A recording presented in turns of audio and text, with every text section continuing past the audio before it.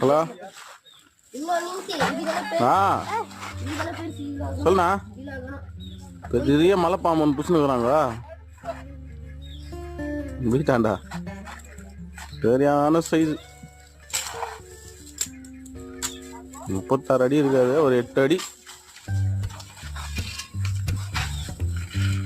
8 அடிக்கு மேலே இருக்குதுன்னு நினைக்கிறேன்.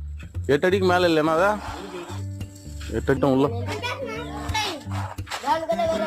ఫుల్ వీడియో లింక్ నా ఛానల్ నేమ్ కింద పెట్టాను, తప్పకుండా క్లిక్ చేయండి, ఒక్క లైక్ చేయండి, ఒక్క సబ్స్క్రైబ్ చేసుకోండి. Thank you. నెక్స్ట్ వీడియోలో ప్లీజ్.